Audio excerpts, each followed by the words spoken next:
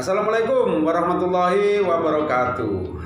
Jumpa lagi bersama Bung Samsul Bekam, masih di Tan Java TV channel YouTube ya.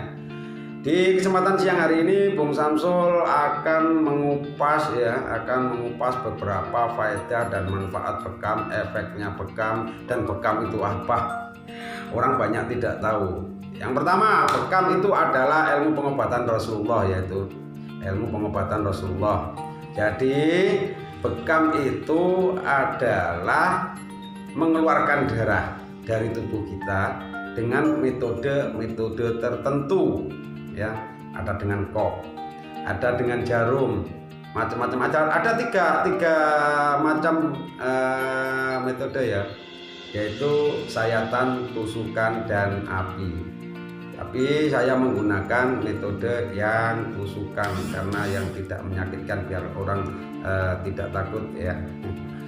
Dan perlu Anda ketahui ya, konsep Bung Samsul untuk menyelenggarakan bekam ini adalah konsepnya adalah kesederhanaan, yaitu maksudnya saya tidak membuka klinik atau praktek di tempat tertentu ya. Kalau di desa kalau buka klinik praktek seperti itu orang tidak akan mau datang karena takut nanti biayanya mahal gini itu macam. Jadi Bung Samsul buka konsep yang sederhana, yaitu kesetia kawanan, dipanggil boleh, datang juga boleh, janjian juga boleh. Nah, itu terserah ya.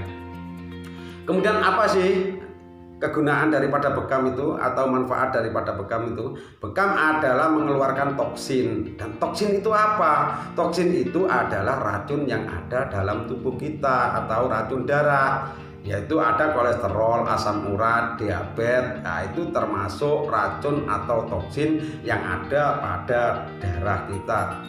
Karena toksin dan racun itu sangat mengganggu, bahkan bisa menimbulkan pengentalan darah. Setelah kental darah itu menimbulkan penyumbatan di pembuluh darah. Kalau pembuluh darahnya itu macet atau sumbat, nanti bisa pecah karena ditekan atau dipompa oleh jantung terus menerus, pecah.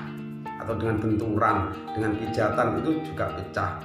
Kalau pembuluh darah sudah pecah itu namanya stroke ya, stroke.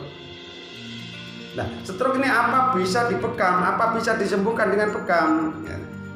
Sekali lagi saya tekankan, kesembuhan itu hanya untuk Allah ya, hanya milik Allah ya. Saya bisa membekam ya, dan juga ada yang berhasil untuk sembuh dari stroke itu. Karena kalau masih penyumbatan, apabila darah dikeluarkan itu pembuluh darah menjadi kendor, menjadi longgar ya. Longgarnya pembuluh darah itu akan menjadikan normalnya peredaran darah yang ada di dalam tubuh. Insya Allah orang yang stroke itu akan menjadi sembuh. Itu secara teorinya begitu, tapi itu terserah Allah mengizinkan atau tidak. Kemudian mengeluarkan toksin asam urat. Nah, ya, kalau asam uratnya tinggi bisa dikeluarkan dengan bekam juga. Toksin diabetes, gula itu juga bisa, tapi dengan metode yang khusus atau orang yang profesional yang boleh membekam orang yang kena diabetes. Karena apa? Kalau orang yang kena diabetes itu tekstur dagingnya adalah lecak, mudah mengalami pendarahan. Jadi harus hati-hati dan titiknya tidak boleh keliru sedikit pun. Kemudian apalagi banyak lagi penyakit-penyakit yang bisa disembuhkan dengan bekam ya, dengan metode bekam. Misalkan bengkak kaki, bengkak tangan ya, terus sakit kepala yang berkepanjangan, migrain, vertigo, bisul, jerawat. Nah, kok jerawat bisa dibekam Bung Samsul? Bisa. Karena jerawat itu timbul karena terlalu banyaknya hormon dan dipicu dengan kondisi seseorang itu stres. Nah, itu juga bisa. Jadi dikeluarkan toksin atau hormonnya itu biar tidak timbul jerawat. Kalau Anda memakai obat-obat medis, monggo silahkan. Pakai kosmetik, monggo silahkan. Tapi perlu saya ingatkan, kalau kosmetik atau obat biasanya adalah meredakan permukaan atau menutup permukaan. Sedangkan penyebab daripada jerawat itu tidak dikeluarkan, sewaktu-waktu bisa timbul kembali.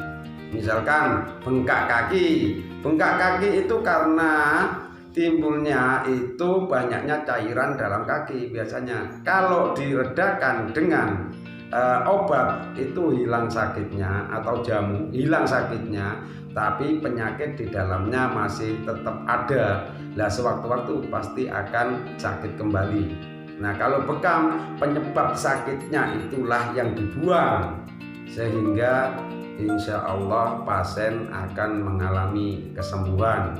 Misalkan sakit pinggang karena angin, asam lambung, jantung, paru-paru, semua bisa dilakukan penyembuhan atau pengobatan dengan pembekaman. Dan perlu saya ingatkan, yang penting yang bekam itu adalah betul-betul profesional dan tahu titik meridian mana yang harus dibekam. Tapi kalau gatal, bisul, herpes atau DAP itu pembekamannya melalui atau mengikuti titik keluh mana yang dikeluhkan. Ya, itu tidak ada titik meridiannya, tapi mengikut titik keluh. Sakit gigi, apapun penyakit bisa dibekam atau bisa dibantu penyembuhannya dengan bekam, ya. Efek sampingnya apa, Bung Samsul? Banyak yang tanya begitu, efek sampingnya. Jadi pengobatan Rasulullah itu sebetulnya itu nyaris tidak ada efek samping yang negatif, itu tidak ada, ya. Yang ada itu satu, setelah dibekam itu biasanya itu ngantuk, ya.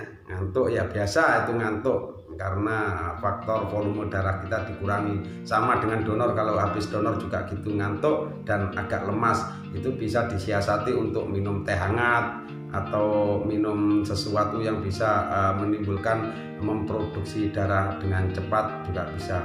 Terus apalagi lapar. Kalau habis dibekam itu biasanya itu lapar, ya. Habis ngantuk lapar. Nah, lapar kenapa lapar? Karena kalau dibekam itu nutrisi yang ada di dalam tubuh itu berkurangan dan lambung bekerja itu normal, maka timbullah rasa lapar untuk memproduksi darah baru, ya. Kemudian apalagi sering kencing. Nah, sering kencing itu termasuk juga efek dari pembekaman. Karena apa kok terjadi sering kencing? Karena darah yang segar, darah yang bersih, darah yang longgar akan mempermudah kerja ginjal. Kalau ginjalnya kerjanya itu mudah, ringan, maka toksin yang ada di air seni, air kencing itu cepat dikeluarkan oleh tubuh karena kerja ginjal yang normal. Baik, untuk berikutnya nanti kita sambung di segmen yang lain, ya. Kalau Anda ingin jadi penterapis bekam, monggo simak terus video-video dari Tan Java Channel. Wassalamualaikum warahmatullahi wabarakatuh.